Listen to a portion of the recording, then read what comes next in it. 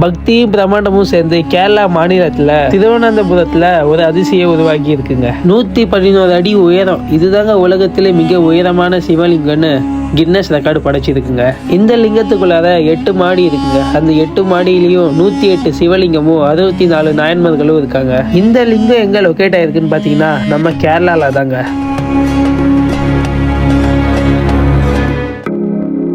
இந்த அழகான கேரளா ரூட்ஸில் இன்றைக்கி நம்ம போக போகிற இடம் எங்கன்னு பார்த்தீங்கன்னா செங்கல் மகேஸ்வரம் டெம்பிள் தாங்க. இந்த டெம்பிள் தான் உலகத்திலே டாலஸ்ட் சிவன் ஸ்டாச்சு இருக்க ஒரு டெம்பிள். ஸோ இந்த டெம்பிள் வந்து ரொம்ப ஸ்பெஷலான ஒன்றுங்க. காரில் போகிற இந்த டிஸ்டன்ஸ் வியூ எல்லாமே ரொம்ப நல்லாவே இருக்குங்க.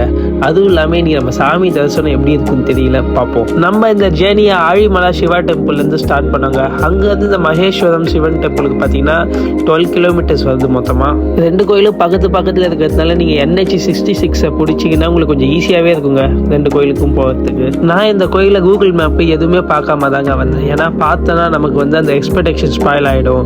நம்ம நேரில் பார்த்தா தான் இந்த பிரம்மாண்டத்தை பார்த்து ரசிக்க முடியுன்ற ஒரே காரணத்தினால நான் எதையுமே பார்க்காம வந்தேன். இங்கே வந்து பார்த்ததுக்கு அப்புறம் தான் தெரிஞ்சுது இதோட பிரம்மாண்டம் என்னன்ட்டு. ஆழிமலையில் நல்ல க்ரௌடோட கடல் பக்கத்தில் இருக்கிற சிவலிங்கத்தை பார்த்தோங்க. ஆனால் இங்கே வந்து பார்த்தா அதுக்கு டிஃப்ரெண்ட்டாகவே இருந்தது. ரொம்ப அமைதியாக பீஸ்ஃபுல்லாக மனசுக்கே ஒரு நல்ல ஒரு வைப்ரேஷனோட இருந்தது. அதுவும் இல்லாமல் உலகத்திலே இதுதான் பெரிய சிவலிங்கம்னா சொல்லவா வேணும். இது என்னன்னே தெரியல, கிவின்றாங்க. இது வந்து 70 rupees இங்கே சார்ஜ் பண்ணுறாங்க. இது சாப்பிட்டு பார்க்க போகிறோம். ஸோ புதுசாக இருக்குன்ட்டு ட்ரை பண்ணி பார்ப்போங்க.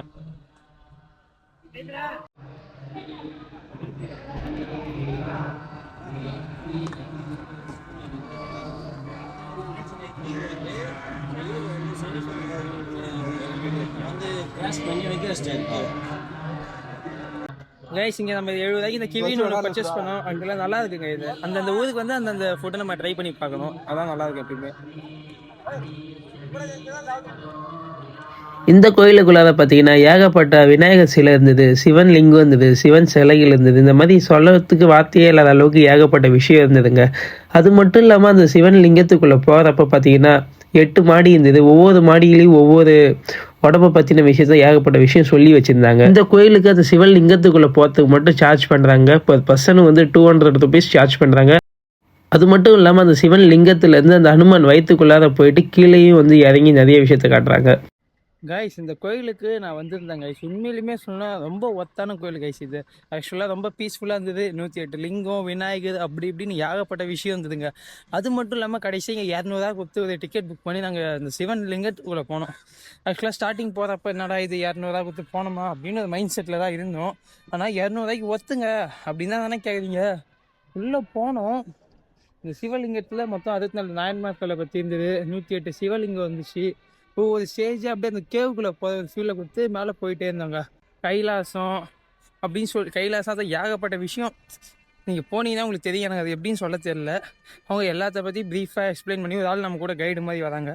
அவங்க எல்லாத்த பற்றி ப்ரீஃபாக எக்ஸ்பிளைன் பண்ணி உள்ளே நம்மளை கூப்பிட்டு போகிறாங்க. ஒன்று லிங்கத்தை பற்றியும் ஒரு சிலையை பற்றியும் ஒரு இந்த பெயிண்டிங்ஸை பற்றியும் மொத்தமாக எல்லாத்தையும் சொல்லி நம்மளை கூப்பிட்டு போகிறாங்கங்க. அதுவே இன்னுமே நல்லா இருந்துச்சுங்க.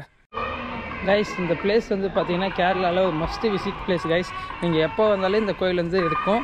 ஸோ நீங்கள் வந்து மறக்காமல் இந்த கோயிலோட அனுபவத்தை ட்ரை பண்ணிவிட்டு பாருங்கள். உண்மையிலுமே நல்லாயிருக்கும். டெவோஷ்னலாக நீங்கள் வந்து சிவனை ரொம்ப லவ் பண்ணுறீங்கன்னா மறக்காமல் இந்த கோயிலுக்கு வாங்க. ஏன்னா இது சிவன் பக்தர்களுக்கான ஒரு கோவிலுங்க. அவ்வளோ நல்லா இருக்குங்க.